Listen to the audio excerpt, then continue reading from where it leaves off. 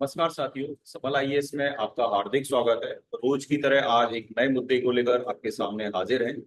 आज का मुद्दा भारत चाइना रिलेशन से जुड़ा हुआ है और भारत और चाइना के बीच में कुछ घटित हुआ है जो हमारे एग्जाम के दृष्टिकोण से क्या है महत्वपूर्ण है, साथ में यूपीएससी के एग्जाम के दृष्टिकोण से भी महत्वपूर्ण है। तो ऐसा कौन सा मुद्दा है जो हाल में चर्चा में आया है? तो चर्चा में जो मुद्दा आया है वो ब्रह्मपुत्र नदी से जुड़ा हुआ मुद्दा है, क्योंकि अभी हाल ही में भारत और पाकिस्तान के बीच में जिस प्रकार का घटनाक्रम था, भारत ने सिंधु जल समझौते को सस्पेंड कर दिया था।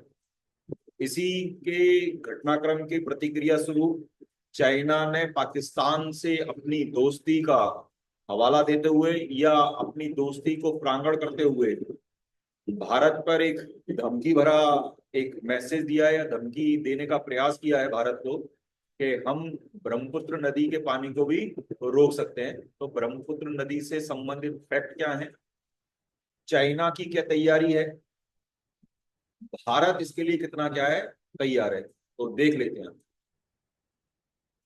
देखिए, इसका जो ब्रह्मपुत्र नदी का जो उद्भव है वो तिब्बत के मानसरोवर झील के पास हेमायुंडुम ग्लेशियर से होता है। चीन में से यालम सांग को कहा जाता है, अलग अलग नाम से या अलग अलग प्रोनाउंसिएशन से ये क्या होगा आपको वहां पर दिख जाएगा। भारत में ये सियांग जिले से क्या करेगी, प्रवेश करेगी। और जब ये सियांग जिले से प्रवेश करेगी तब इसका नाम दिहांग होगा।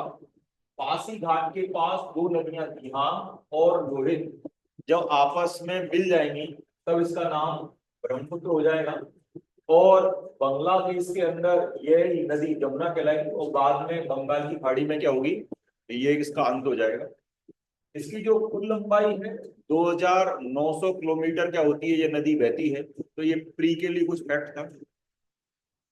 अभी चर्चा में कौन क्यों है, ये centre for China at globalisation के अध्यक्ष जो हैं उन्होंने कुछ बयान दिया है और उन्होंने बयान दिया है कि भारत को जो पाकिस्तान के अंदर सिंधु नदी का समझौता है जिसको भारत ने क्या करा है, सस्पेंड करा है, वह नहीं करना चाहिए। उनका कहना है कि जिस प्रकार का बर्ताव भारत का है, पक्ष में या उसके विपक्ष में भी कोई इस प्रकार का बर्ताव कर सकता है।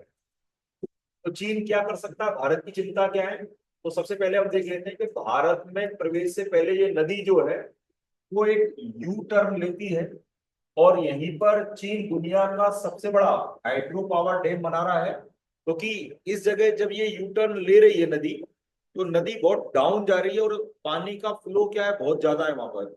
और पानी का फ्लो ज्यादा होने से चीन को ऐसा लगता है कि वहां पर हाइड्रो पावर की या लाइट बनाने की संभावना क्या है, ज्यादा है। तो यहीं पर हाइड्रो पावर डैम बना रहा है। इसे मेडॉक डैम भी क्या होते हैं कहते हैं। और इसकी ऊर्जा क्षमता 60,000 मेगावाट है। यहीं पर चीन पानी रोक सकता है क्योंकि वो थोड़ा सा एरिया क्या है, थोड़ा सिकुड़ा हुआ है, क्योंकि यू टर्न ले रहा है। तो वहां पर क्या होता है, उसको बांध बनाने में किसी प्रकार की कोई दिक्कत नहीं है। ठीक है, अब यहीं पर पानी को रोक सकता है, साथ में पानी को एक साथ क्या कर सकता है, वो छोड़ सकता है। इससे नदी का इकोसिस्टम क्या होगा, प्रभावित होगा। क्यों? क्योंकि अगर किसी भी स्थिति में जो पानी का फ्लो है, अगर चाइना ने उसको अपने यहाँ रोक लिया और बिना किसी सूचना के अगर हमको आगे पानी भेजा, तो भारत के अंदर जो पास के 6 जो राज्य हैं जिनसे ये नदी जा रही है, वहां पर थोड़ी सी स्थिति क्या हो सकती है, दयनीय हो सकती है। क्योंकि सडनली पानी आएगा तो बाढ़ की स्थिति क्या होगी, निर्मित हो जाएगी। क्यों? क्योंकि आप अगर देखेंगे कि 2022 से नदी से जुड़े हुए डेटा चाइना नहीं दे रहा। ठीक है, तो भारत पे इस पे इफेक्ट पड़ेगा। लेकिन अगर हम इस नदी के बारे में देखें कि जो चाइना हमको धमकी दे रहा है उसका कुछ तथ्य है भी कि नहीं, तो उसमें देख लेते हैं। भारत में जो नदी बह रही है यानी ब्रह्मपुत्र नदी, आपको पता है कि तिब्बत के पास से निकली यानी चीन में बही, फिर भारत में आई, उसके बाद बांग्लादेश चली जाएगी। तो जो भारत में नदी बह रही है उसमें जो पानी है उसका कुल नदी का पानी 60% भारत में आता है। आता है मतलब चाहे बारिश से आए या किसी प्रकार से आए, जो ब्रह्मपुत्र नदी के अंदर पानी का जो स्रोत है उसका किसी भी स्थिति में जो नदी बह रही है 60% योगदान भारत का, यानी भारत की जमीन से उसमें पानी क्या हो रहा, बढ़ रहा है। चीन में जो नदी बह रही है उसका योगदान 40% है। लेकिन अगर हम ये मान लेते हैं कि 60% योगदान हमारा है, 40% योगदान चाइना का है, तो कोई संकट भारत पे नहीं है। ये कपोल कल्पना की दुनिया का क्या एक प्रश्न है? बिल्कुल है, क्योंकि अगर वो 40% पानी को भी रोकेगा और रोकने के बाद अगर एक साथ छोड़ेगा तो नदी का इकोसिस्टम भी क्या होगा, बड़ी मात्रा में प्रभावित होगा। इसके लिए भारत की क्या तैयारी है? तो भारत ने भी अरुणाचल प्रदेश के अंदर अपर सिंहांग जिले में देश का सबसे बड़ा बांध बनाने की तैयारी कर ली है, और जिसकी क्षमता 11,000 मेगावाट लाइट बनाने की होगी। साथ में पीने के पानी की क्षमता भी क्या होगी, इससे मिलेगी।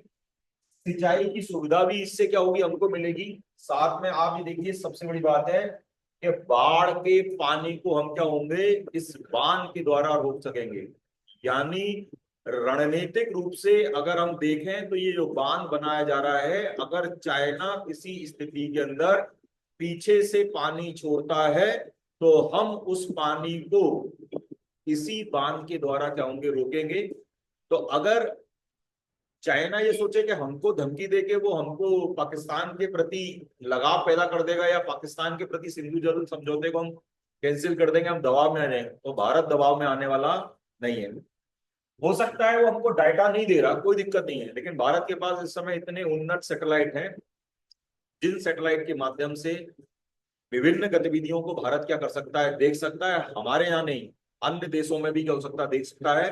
जिस प्रकार से सर्जिकल स्ट्राइक के समय भारत के सैटेलाइट की मदद से हमने पाकिस्तान के अंदर कुछ गतिविधियों को क्या करा, देखा था, तो चाइना के अंदर ये जो नदी की जो गतिविधि है, इसको भी हम क्या हो सकते हैं, देख सकते हैं। ठीक है, लेकिन तब भी भारत के लिए चिंता ये है कि इस प्रकार की कोई घटनाक्रम ना हो, क्योंकि अगर दोनों देशों के अंदर किसी प्रकार का तनाव होगा तो इससे ट्रेड पे भी असर पड़ेगा, साथ में सुरक्षा का दृष्टिकोण भी क्या होगा, प्रभावित होगा। तो साथियों, ऐसे ही किसी नई जानकारी को लेकर आपसे मुलाकात होगी, तब तक के लिए धन्यवाद।